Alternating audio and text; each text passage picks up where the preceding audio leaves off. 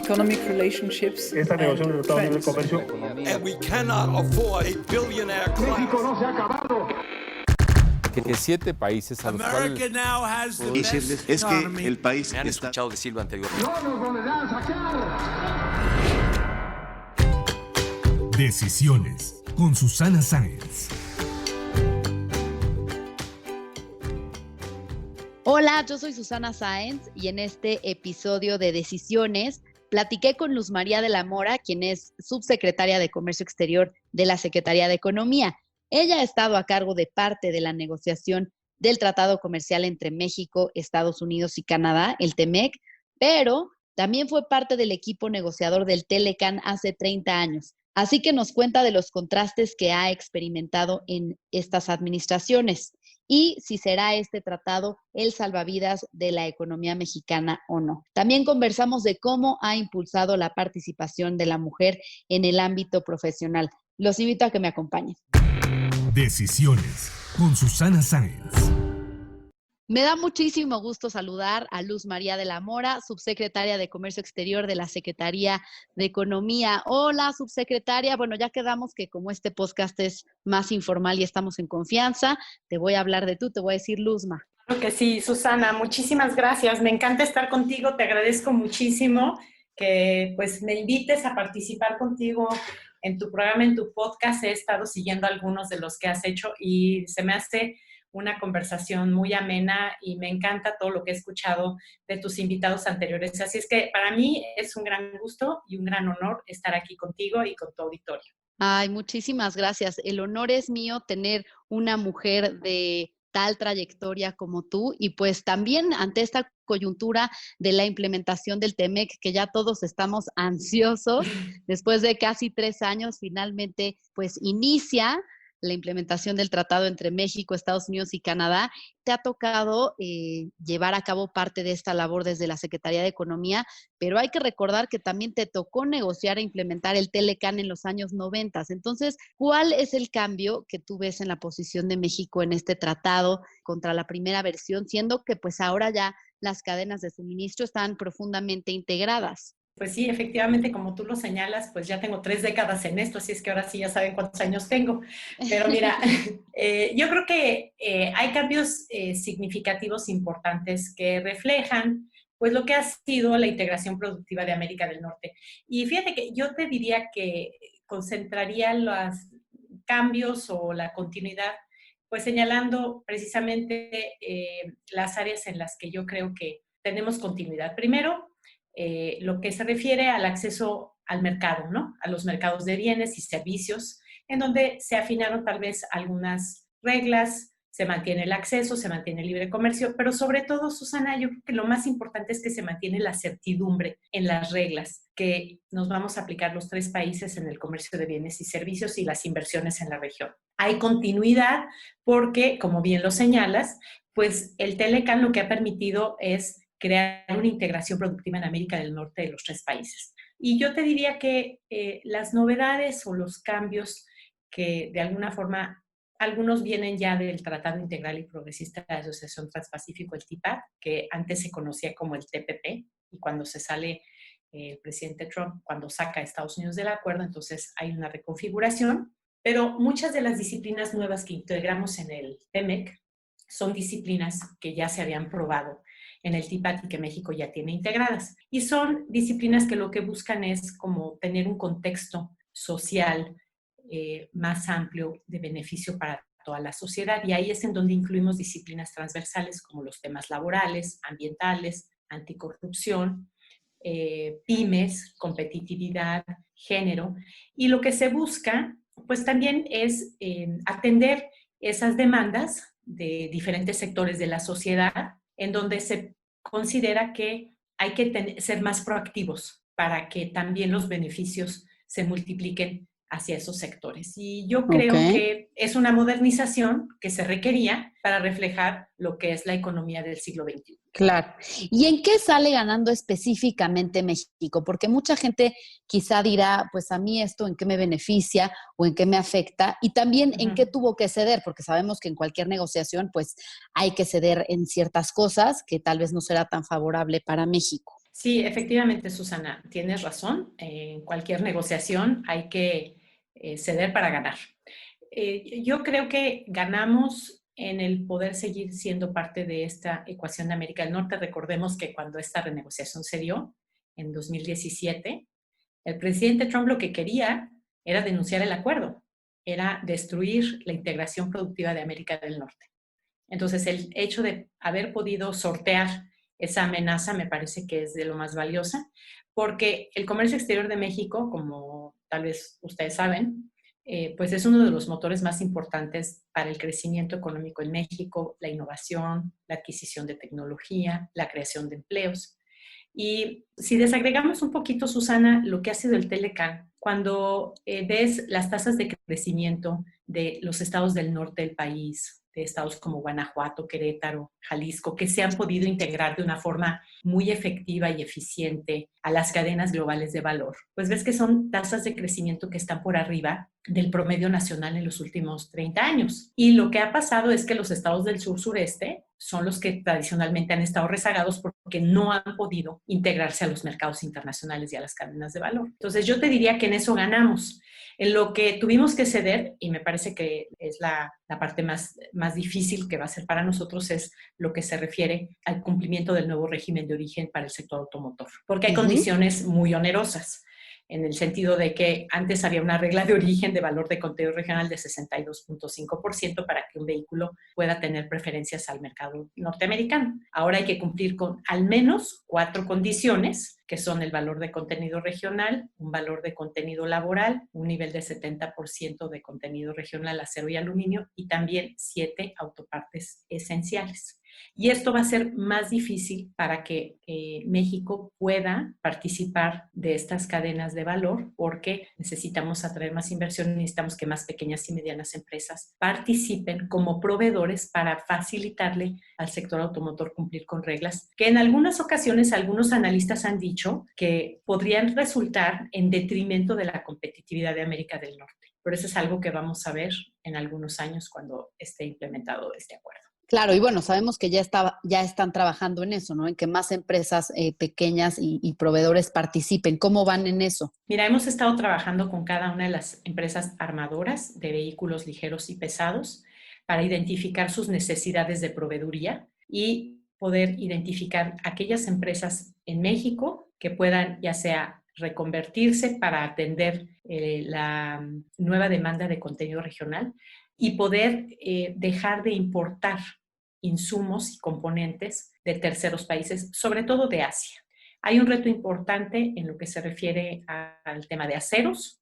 Tenemos que invertir más en el sector siderúrgico porque pues, los aceros de alta calidad vienen de Japón, de Corea del Sur, incluso de China. Y entonces necesitamos invertir en este sector. Y creemos que el hecho de tener estas reglas en el tratado le da certidumbre a esas inversiones, porque vamos a tener que desarrollar estas empresas en América del Norte y esperamos en México, para que entonces las armadoras puedan cumplir con la regla de origen. Y bueno, mencionabas la importancia de este tratado para diversas economías regionales del país y bueno, la economía en general, ¿no? Entonces, ¿será el salvavidas el TEMEC de la economía mexicana, como muchos analistas lo han mencionado, tras la crisis que enfrentamos exacerbada por el coronavirus?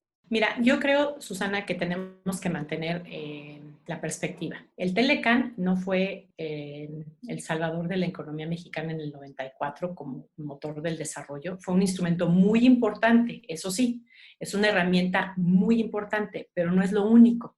El TEMEC también será una herramienta igualmente importante, pero al mismo tiempo no podemos pensar que el TEMEC va a ser nuestra única herramienta para poder superar la situación económica de recesión que vamos a vivir en estos meses. Claro. Entonces, el TEMEC sí es muy importante, sí da una solidez a la economía mexicana, da rumbo, da claridad, pero creo que no nos puede pasar lo que nos pasó en el 94, donde pensamos que el Telecán era la solución a todos los problemas de desarrollo económico de México, y esa lección creo que sí la tenemos aprendida, pero sí lo tenemos claro en la Secretaría de Economía, que puede ser un motor importantísimo para detonar el comercio exterior, que es un motor del crecimiento de la economía mexicana.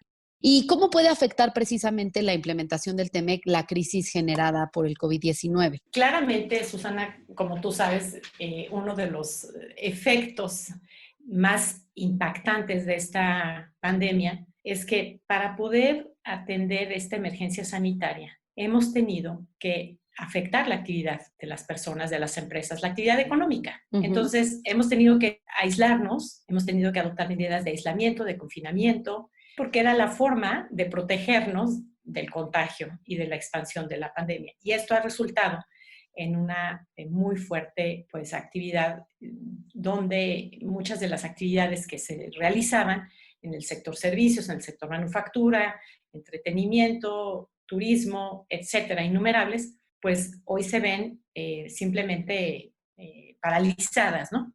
Entonces, esta parálisis sí ha tenido un efecto importante sobre una diversidad de actividades en el comercio exterior. Y te doy un dato que recientemente sacó la Organización Mundial del Comercio en su reporte sobre las perspectivas de crecimiento del comercio a nivel internacional y señala que este año la caída, el pronóstico de caída en los flujos de comercio internacional en términos de volumen puede ser entre el 13 y el 32%. Para América del Norte está previendo una caída de entre el 17 y el 40%. Y para ponerte el dato en perspectiva, Susana, en el 2009, cuando tuvimos la crisis financiera, la caída del comercio en términos de volumen fue de 13%. Hoy estamos viendo que puede llegar a ser hasta del 32%. Entonces, sí, exactamente. Eso es como estamos todos. O sea, realmente sí, la más del doble. Tremenda. O sea, es una situación tremenda, pero por otra parte, la disyuntiva es que no podemos escoger protección de la vida de las personas y la salud o la actividad económica. Tenemos que buscar un balance correcto donde atendiendo la vida de las personas y la salud y el control de esta pandemia, también podamos restablecer la actividad económica y podamos retomar ese comercio exterior entre México y Estados Unidos. Otro ejemplo, en el mes de abril, pues tú sabes que abril y mayo, ¿no? Se han caído de una manera dramática las exportaciones del sector automotor de México a Estados Unidos. Así es, caídas históricas. Exactamente, casi de más del 90%. ¿Por qué?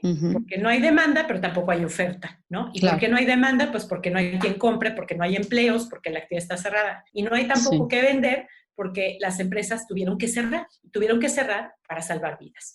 Entonces, es una disyuntiva que tenemos enfrente, pero también yo creo que una ventaja que tiene México con respecto a otros países es que hemos mantenido una buena comunicación y un buen diálogo con autoridades en Canadá y en Estados Unidos, pero también con las empresas. Y estamos buscando la forma de que, pues, podamos atender tanto la emergencia sanitaria como la emergencia económica. Y creemos que el TEMEC, la ventaja que sí nos da a los tres países es que nos pone muy claramente las reglas a partir del 1 de julio, cuando podamos, en el momento en que se pueda retomar diversas actividades en el sector servicios, agrícola, manufactura, ya sabemos cuáles son las reglas que nos van a permitir mejor incrementar nuestro comercio entre los tres países.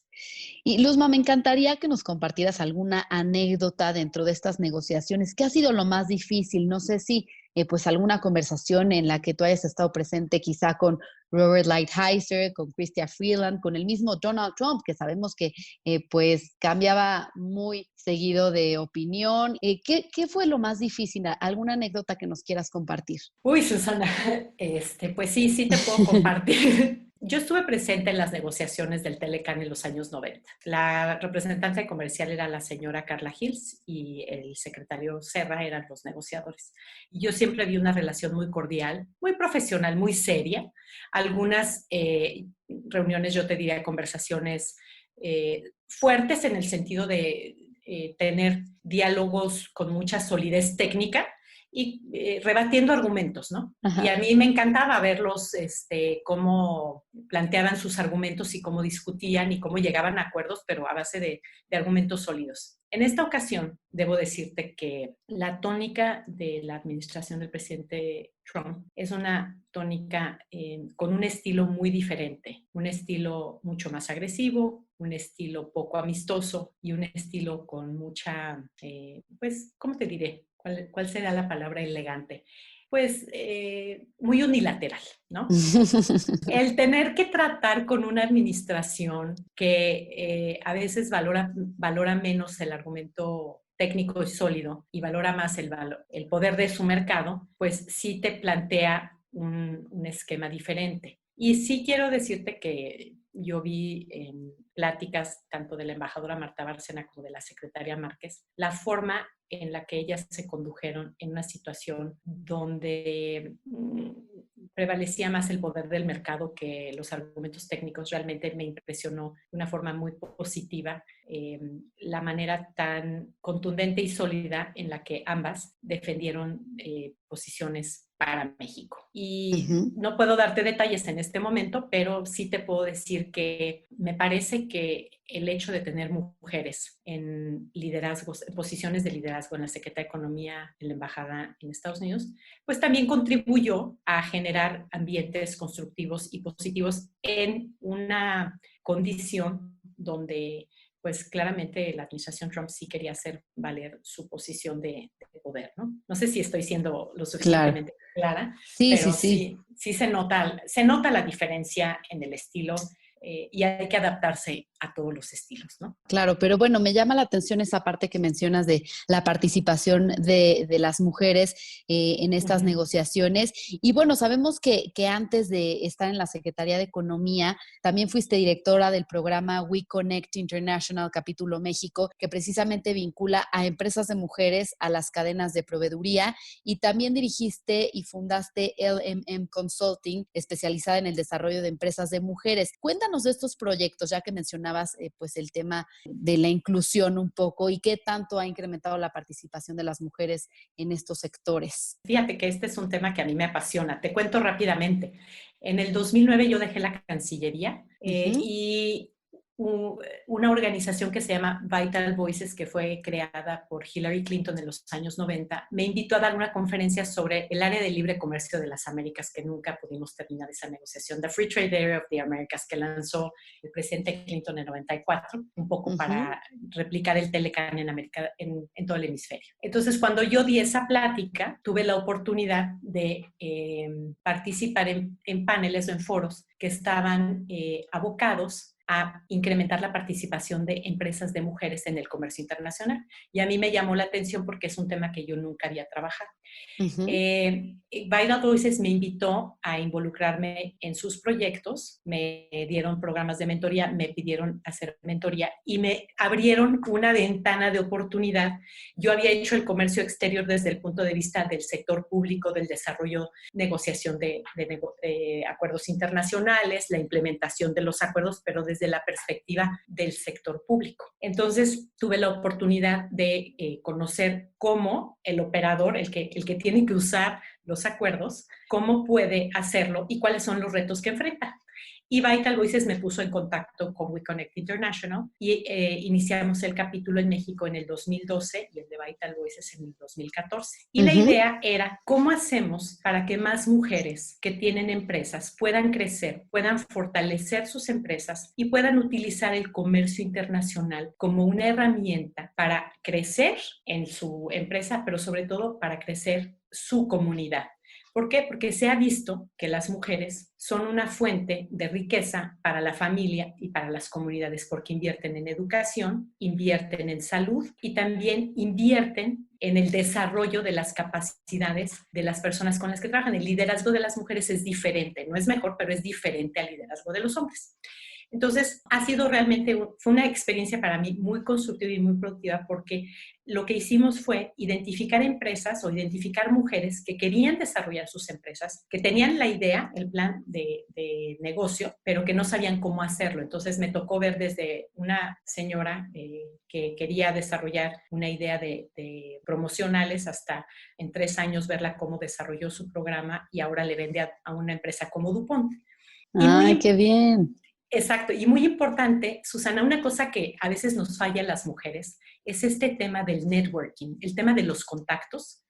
porque tenemos otra forma de trabajar, ¿no? Tenemos otra forma de ver las cosas y entonces los hombres son muy efectivos en hacer contactos, saben muy bien lo que quieren, saben muy bien lo que están buscando y saben cómo pedirlo. Y si les dicen que no les pasa nada, no se agobian, ¿no? En cambio, las mujeres pensamos 50 veces antes de hablar, 50 veces antes de decir, porque no nos vayamos a equivocar en nuestro perfeccionismo, ¿no? Y luego nos quedamos pensando por qué nos dijeron que no, lo analizamos, pues lo tomamos personal. Exactamente. Entonces, una de las principales herramientas que tenemos las mujeres para hacer desarrollo de empresas es la red de contactos. Y necesitamos esos contactos porque, como dice el dicho, dime con quién andas y te diré quién eres. Dime a quién conoces y te diré con quién vas a hacer negocios. Entonces, entre las cosas que hicimos con WeConnect y con Vital Voices fue capacitar a las mujeres para desarrollar sus empresas, pero también para saber desarrollar esos contactos de una forma efectiva y eficiente que les sirviera para ver sus empresas como un proyecto de desarrollo de largo alcance. Ay, yo te diría, qué gran proyecto. Sí, vimos ejemplos maravillosos de empresas que se salvaron, que se rescataron o que se desarrollaron y que hoy yo las veo con una enorme satisfacción. Ay, pues muchas felicidades. Me imagino esa satisfacción que debes sentir por tantos años de trabajo en esto y tanto esfuerzo.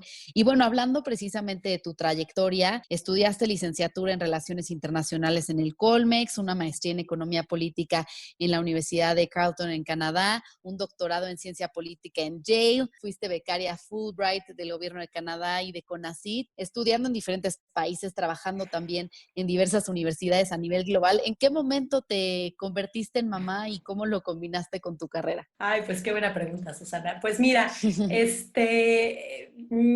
la verdad es que yo trabajaba en la Embajada de México en Estados Unidos, era yo consejero económico en la embajada. Luis de la Calle me hizo la oferta de irme a trabajar con él cuando terminé el doctorado. Yo lo había conocido a él en la negociación del Tratado de Libre Comercio América del Norte. Yo le tenía un gran respeto profesional y yo, bueno, estoy todavía al día de hoy agradecidísima por haber podido ser parte de su equipo. Y pues cuando llegó el bebé y yo dije, pues a mí me encanta el trabajo que hago. Además, yo sentía que era buena en lo que hacía, ¿no? Me apasionaba el trabajo que hacía yo. Y pues sí, digo, como a todas las mamás, ¿no? Un poco complicado el poder balancear el tema familia-trabajo, siempre un reto, pero al final del día, con mucho esfuerzo y también, pues ahora sí que la culpa siempre la tiene uno, hay que quitársela. No pasa nada. Mis hijos hoy tienen 16 y 19 años y ya visto en perspectiva, pues la verdad es que fue lo mejor que pude haber hecho, el tratar de buscar el balance entre los dos. Fue difícil, sí, me fue muy difícil, hubo momentos más difíciles que otros, pero la verdad es que son experiencias únicas e irrepetibles y yo creo que si uno tiene la posibilidad de hacerlo, pues sí hay que lanzarse, definitivamente. Claro. Lo recomiendo ampliamente. Un gran ejemplo y pues llegando a ser subsecretaria de Comercio de la Secretaría de Economía. Como tú sabes, este podcast se llama Decisiones y me gusta preguntarle a mis invitadas, a mis invitados, ¿cuál ha sido la decisión más importante que han tomado en su vida? Cuéntanos. Pues mira, yo creo que la decisión más importante fue haberme ido a hacer el doctorado a Yale en el 92. Yo era parte del equipo de negociación del Telecán y pues todo parecía indicar que todos los que fuimos parte de ese grupo, pues teníamos un futuro prometedor y pues todo el mundo se fue a trabajos muy bien remunerados, muy importantes y yo me fui a hacer el doctorado. Y la verdad es que fueron 5 años pues de mucho estudio, intensos, pero creo que la verdad fui muy afortunada de haber tenido los apoyos que tuve, de haber podido tener el tiempo para hacerlo y hoy por hoy pues estoy agradecidísima con esa oportunidad y también creo que fue una gran inversión el haber podido hacerlo porque me permitió desarrollar habilidades que de otro modo creo que no hubiera yo podido desarrollar en un lugar de trabajo. ¿Y la peor decisión o donde quizá hubo un mayor aprendizaje por algún error? Yo creo que muchas, pero bueno, te cuento una nada más. En el 2007, la entonces canciller Patricia Espinosa me hizo favor de invitarme a colaborar con ella en la Unidad de Relaciones Económicas y Cooperación Internacional. Y mis hijos estaban chiquitos en esa época, tenían que 3 y 6 años, ¿no? Y yo tenía esta idea de que el trabajo de cancillería era un trabajo muy demandante en términos de horas y también en términos de viajes. Y pues yo tenía la duda de si lo debía hacer o no. Finalmente lo tomé porque me parecía un trabajo apasionante y creía que iba yo a poder con el balance familia-trabajo. Al final del día, después de 1 año y medio, no pude. Y le di las gracias a la secretaria y le dije, yo me voy, no puedo más. Era demasiado... ¿Sabes qué? Esta lucha interna que tenemos las mamás, pero era extrema porque yo sí pasaba muchas semanas fuera de México, mis hijos estaban muy chiquitos y yo personalmente, si bien sentía que podía hacer el trabajo que estaba haciendo y era un gran honor y un gran privilegio poder tener esa posición, y profesionalmente me sentía muy cómoda, personalmente me sentía muy incómoda y entonces preferí retirarme y decidí que no quería saber nada del sector público por el tipo de horarios que demandaba el trabajo y que quería encontrar un balance nuevo. Y para mí fue empezar de cero nuevamente. Y tal vez ahí tuve muchos aprendizajes. También creo que debía haber pedido más ayuda, no la pedí. Y bueno, así aprende uno, ¿no? No, claro, me imagino que un gran aprendizaje y el aprender a reconocer que pues no se puede todo y que en esos momentos tenías que ver por tus hijos y quizá mirar hacia otro lado en tu carrera, ¿no? Pues sin duda muy interesante todo lo que has vivido y este camino recorrido, Luz María. Ahora vamos a pasar a una sección de preguntas de opción múltiple en las que tienes que escoger una respuesta. ¿Ok? Entonces... ¿Telecan o Temec? Pues mira, Temec al final, porque es lo que hay. ¿Correr o leer? Leer. ¿Colmex o Yale? Uy. Pues creo que Colmex porque tengo amigas entrañables, tengo relaciones personales entrañables que si bien Yale me dio una formación académica extraordinaria, mis mejores amigas, mis amigos más cercanos a mi corazón son del Colmex, así es que creo que me quedo con el Colmex. ¿Tacos de canasta o sushi? Sushi. ¿Ser alumna o dar clases?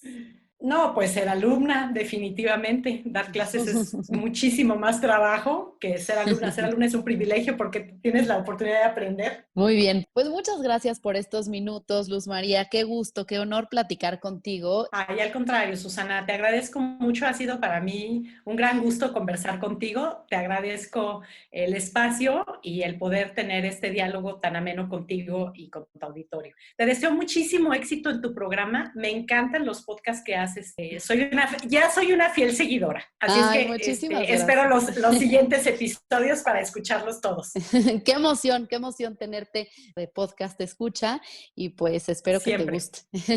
Un abrazo. Te deseo mucho éxito. Gracias, Susana. Igualmente para ti y mucho éxito y muchísimas gracias. Un abrazo. Si te gustó este podcast, recuerda suscribirte en Spotify, Apple Podcast o en mi canal de YouTube. Califícalo y comparte. También me puedes mandar tus comentarios o propuestas de a quién te gustaría que entrevistara en mis redes sociales. En Instagram y en Twitter me encuentras como @suscience y en Facebook /suscience3. Nos escuchamos el próximo miércoles.